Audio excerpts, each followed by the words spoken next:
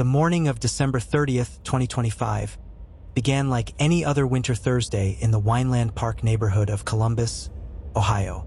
The streets of North 4th Street were lined with the usual signs of a holiday week: dustings of frost on parked cars, trash bins at the curb, and the lingering quiet of a city that hadn't quite woken up from its Christmas slumber.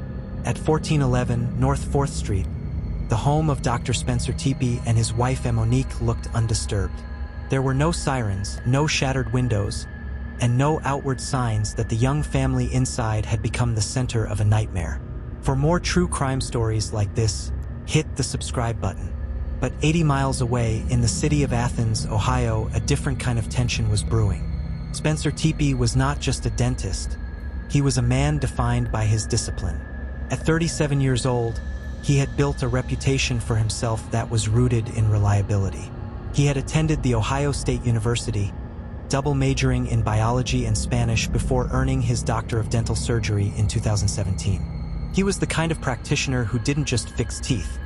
His biography at the Athens Dental Depot highlighted his passion for building meaningful relationships and providing a comfortable experience. This commitment to his patients meant that he was rarely, if ever, late. His staff knew his routine, and they knew his commute, a long 90-minute drive from Columbus to Athens that Spencer made faithfully to serve his community. When the clock struck 8 a.m. and the doors of the dental depot opened, the lead dentist was nowhere to be found. By 8:30 a.m., the casual concern of his staff had curdled into a genuine, gnawing anxiety. They called his cell phone. It went to voicemail. They called his home. Silence. The concern traveled up the chain of command to the practice owner, who was away in Florida. Even from 1,000 miles away, the owner knew that Spencer Tepee missing the morning rush was a red flag of the highest order. At 9 a.m., the owner placed the first call to the Columbus Division of Police. In the recorded audio, you can hear a man trying to stay calm while grappling with an impossible scenario.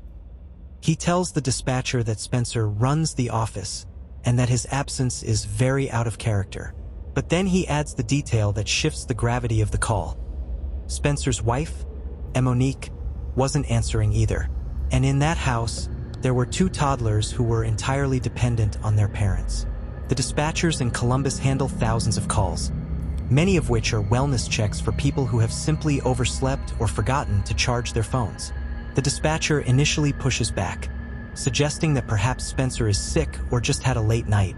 But the owner is adamant. He knows Spencer's character. He knows the meaningful relationships Spencer built with his patients weren't just marketing. They were a reflection of his soul. A man like that doesn't just abandon his post. At 9:22 a.m., a patrol car pulled up to the North 4th Street residence. This area of Wineland Park is a mix of historic charm and modern revitalization, a place where young professionals like the Tepees were planting roots. The officers walked up the steps, the same steps where, nearly 5 years earlier in January 2021, Spencer and Mo'Nique had filmed their wedding video. In that footage, they are the picture of the American dream: a vibrant 39-year-old mother and a successful 37-year-old doctor, laughing and surrounded by family. Now, on December 30th, 2025, those same steps were being paced by investigators, just 1 month shy of what should have been the couple's landmark 5-year wedding anniversary. The officers knocked. They looked through the windows. The house was locked tight. There were no signs of forced entry. To the eyes of the law at that moment, there was no probable cause to kick in a door based on a missed shift at work. The police, following protocol, left the scene to attend to other calls. But the silence at the house was now vibrating with dread. Friends and coworkers began to arrive at the property. They didn't have the restrictions of a badge. They had the desperation of love. They circled the house, knocking on the front door, the back door, the side windows. Around 10 a.m., the situation reached a breaking point.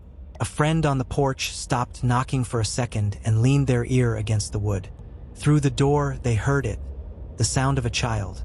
Not the playful laughter of a toddler on a holiday morning, but a yell, a cry that sounded lost. A second, frantic 911 call was placed at 10:04 a.m. The caller's voice is frantic. "I can hear kids inside. I swear I heard one yell, but we can't get in." I don't know if I need to break the door in." The dispatcher, realizing the situation had escalated from a missing person to a potential child in danger, sent the officers back. But the friends couldn't wait. By the time the police returned, the threshold had been crossed. The door was opened, and the interior of the home was revealed. It was warm inside.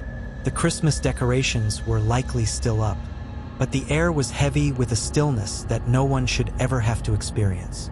As they moved toward the back of the house, toward the master bedroom, the layout of the home became a map of a tragedy. They were looking for a reason for the silence, a medical emergency, a carbon monoxide leak, anything that could be explained. Instead, they found the master bedroom. There, laying next to the bed he had likely climbed into just hours before, was Dr. Spencer Tepee. He wasn't just unresponsive. There was blood, a lot of it. The caller who discovered him struggled to find words. "There's a body. He appears dead. He's laying next to his bed, off of his bed. There's blood." The discovery was only beginning. The officers pushed past the initial shock to secure the rest of the house. They found the two children, toddlers under the age of 6, wandering or waiting in the residence. They were physically unharmed, but they had been in that house with the bodies since the shots were fired. Then, the search revealed the second victim. Mo'Nique Tepee was also in the home, her life ended by a gunshot to the chest. The beloved couple, the best of the best, were gone. And as the police tape began to go up, sealing off the 1400 block of North 4th Street, a chilling realization settled over the investigators. The house was still locked from the inside. There was no sign of a struggle at the entrance. The killer hadn't broken in, they had been let in, or they were already there. But as the lead detectives, Weiner and Miller, began to survey the bedroom, they noticed a detail that changed the narrative from a random robbery to something far more sinister. The sheer volume of rounds fired into Spencer compared to his wife. For more true crime stories like this, hit the subscribe button. The threshold of 1411 North 4th Street transitioned from a family residence to a high-stakes forensic laboratory. The moment the first responding officers confirmed that neither Spencer nor Mo'Nique Tepee had a pulse. In the world of criminal investigation, the golden hour, the window of time immediately following the discovery of a crime, is vital. However, for detectives Weiner and Miller of the Columbus Division of Police, the golden hour was already long gone. Based on the fact that Spencer had last been heard from on the evening of December 29th and wasn't discovered until after 10 a.m. on the 30th, the killer had a lead of nearly 12 hours. As the forensic team stepped into the master bedroom, they were forced to navigate a scene that was as baffling as it was brutal. Spencer Tepee was found positioned partially off the bed. In homicide reconstruction, the physical placement of a body tells a story of the victim's final seconds. Spencer wasn't found in a defensive posture in the hallway or near a window. He was in his most vulnerable state, in his place of rest.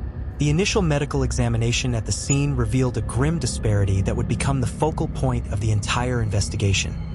Spencer had been shot multiple times. In the language of ballistics and criminal psychology, overkill occurs when a perpetrator uses more force than is necessary to lethally incapacitate a victim. The presence of multiple gunshot wounds on the 37-year-old dentist suggested a high level of aggression, a proximity that felt deeply personal. It wasn't the work of a panic thief who fired a single shot and fled. It was the work of someone who stayed in that room long enough to ensure Spencer Tepee would never stand up again. Turning their attention to Mo'Nique, the investigators found a different story. The 39-year-old mother was found in the same general area, but she had suffered a single gunshot wound to the chest. This difference in the ballistic signature between the two victims is what often separates a random act of violence from a targeted execution. Why multiple rounds for the husband and only one for the wife? This question led detectives to consider several theories. Perhaps Mo'Nique was a secondary target, someone who simply had the misfortune of being a witness. Or perhaps the killer had a specific, localized rage directed at Spencer.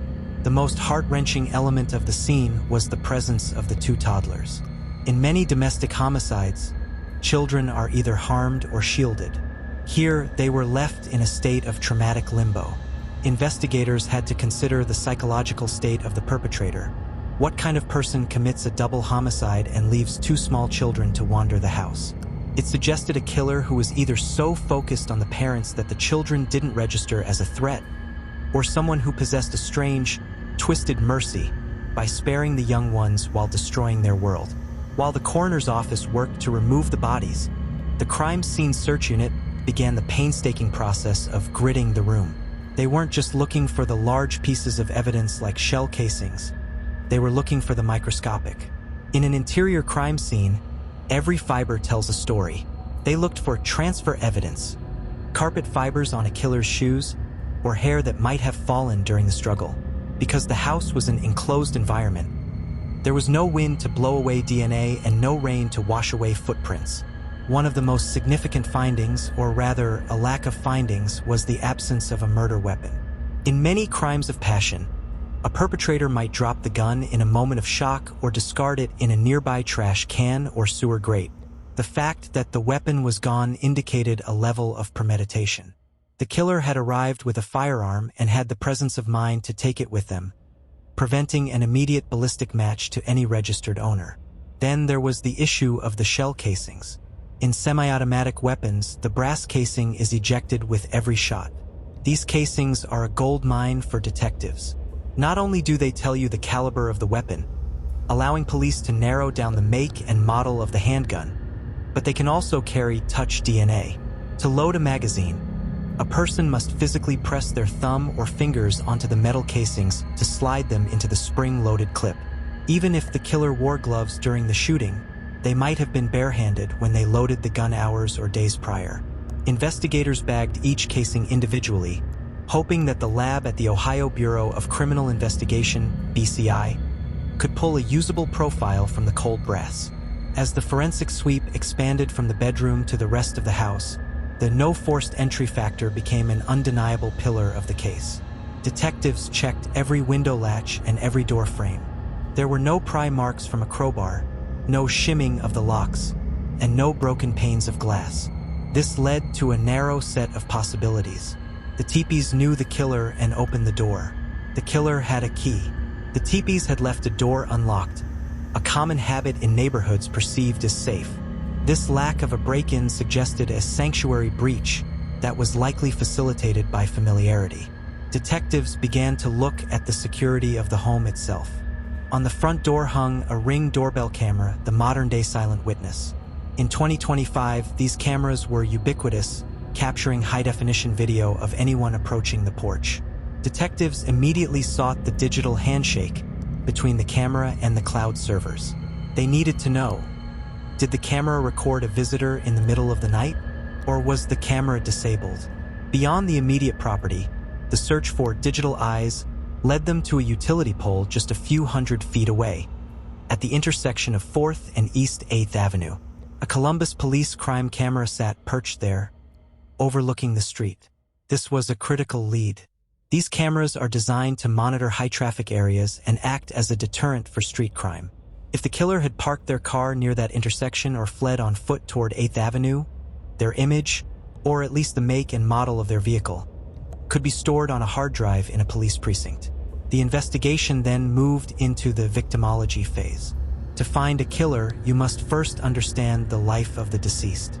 Spencer Tepee's life was an open book of professional success. As a dentist, he held a position of trust. Detectives began the unenviable task of looking through his professional records. They weren't looking for cavities. They were looking for conflicts. In the medical and dental fields, disputes over billing, perceived malpractice, or even prescription drug seeking can occasionally boil over into threats. Was there a patient who felt slighted? Was there an employee who had been terminated? And Mo'Nique's life was equally scrutinized. As a 39-year-old mother and wife, her social circle was large. Detectives looked for any sign of cracks in the couple's personal life. They interviewed neighbors to ask if they had heard any arguments in the weeks leading up to the new year. The neighbors' responses were uniform. The Tepees were a quiet, normal, and happy family. They were the people you saw walking their kids or coming home from a long day at the office. As the sun began to set on December 30th, the master bedroom at 1411 North 4th Street was finally cleared. but the mystery had only deepened. The disparity in the shooting, the missing weapon, and the untouched children created a profile of a killer who was calm, collected, and seemingly invisible. For more true crime stories like this, hit the subscribe button. In the immediate wake of the discovery at 1411 North 4th Street, local investigators and journalists began piecing together the timeline of the night leading up to the tragedy. One specific detail quickly emerged from the police dispatcher reports that seemed to complicate the narrative of a quiet neighborhood: a mention of a 41A. In the Columbus Police Code system, a 41A stands for a robbery report. The Columbus Dispatch noted that this code was associated with the Tepee address on the same evening they are believed to have been killed. This detail remains one of the most significant unanswered questions in the case. If a robbery was in progress, it raises the question of whether a call was placed or if an alarm was triggered. However, the physical reality of the home on the morning of December 30th seemed to tell a different story. Police found no signs of forced entry. The doors were intact, and the windows were undisturbed. Usually, a robbery report implies a confrontation or a visible breach, yet the house remained a sealed environment until friends arrived the next morning. This discrepancy has led many to question the nature of the robbery classification. Spencer's family, including his brother-in-law, has publicly stated that they do not believe this was a random home invasion, as nothing appeared to be missing from the residence. This pushes the investigation toward a more unsettling possibility: that the violence was targeted. In a typical robbery, the scene is chaotic. Items of value are moved, and the home is tossed as a perpetrator searches for valuables. But at the Tepee home, the focus appeared to be solely on the couple. Spencer was found in the bedroom, having been shot multiple times, while Mo'Nique suffered a single gunshot wound to the chest. This disparity, a high volume of rounds fired at the husband versus a single shot for the wife, is a detail that detectives often use to establish motive. It suggests a level of specific intent toward Spencer that is rarely seen in a random theft. While the robbery code remains a line of inquiry, investigators have also had to look at the couple's professional and social lives. Spencer was a highly respected dentist at the Athens Dental Depot, a man who built his career on trust and meaningful relationships with his patients. Because he was so reliable, his absence from work was the catalyst for the entire discovery. Detectives naturally look at every angle in such a case, including professional disputes or past relationships, to see if anyone had a reason to harbor such a violent grudge. The neighborhood of Wineland Park, where the Tepees lived, is generally known as a lower crime area for the city. Neighbors described the couple as a normal, happy family. Because there were no signs of a break-in, the community was left with a haunting question: how did the killer get in? Did they have a key? Or did they simply find an unlocked door on a cold December night? To answer this, police have turned to technology. A Ring doorbell camera was visible on the Tepee home, and a police crime camera is located on a utility pole just a few hundred feet away at the corner of 4th and East 8th Avenue. These digital witnesses are currently being analyzed to see if they captured any vehicles or individuals in the vicinity during the hour Spencer and Mo'Nique went silent. As the investigation enters its next phase, the focus remains on the two children found inside.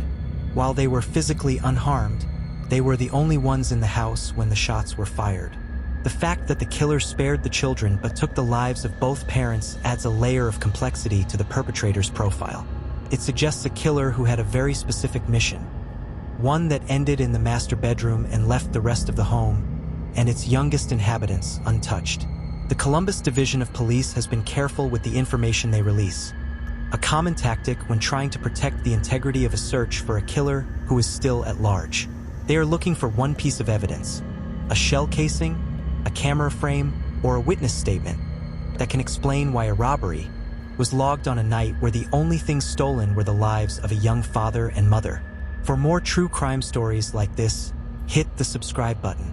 The transition of the Tepee case from a headline-grabbing tragedy to an active cold case file is a testament to the chilling precision of the crime. As of 2026, the investigation into the deaths of Spencer and Mo'Nique remains one of Columbus's most haunting enigmas.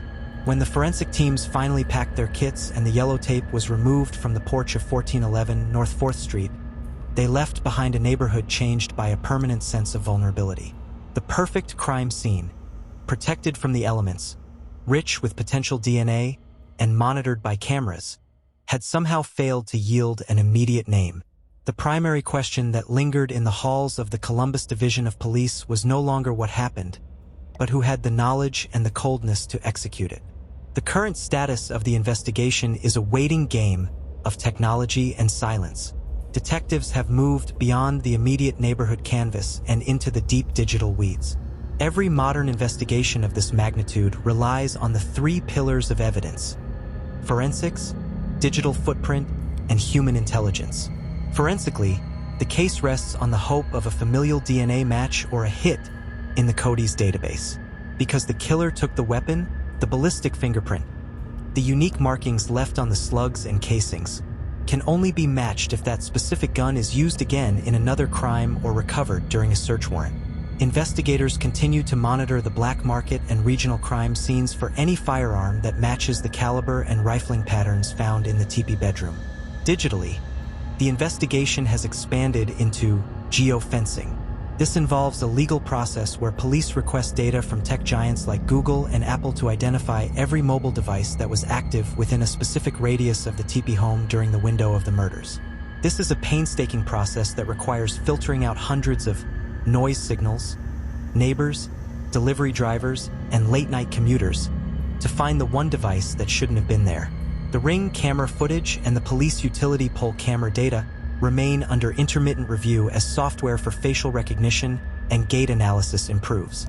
Detectives are looking for that one frame of video, perhaps captured blocks away, that shows a driver's face or a unique decal on a vehicle. The most profound and tragic current status of this case, however, isn't found in a police file, but in the lives of the two Tepee children. Now years older, they represent the ultimate collateral damage of this violence.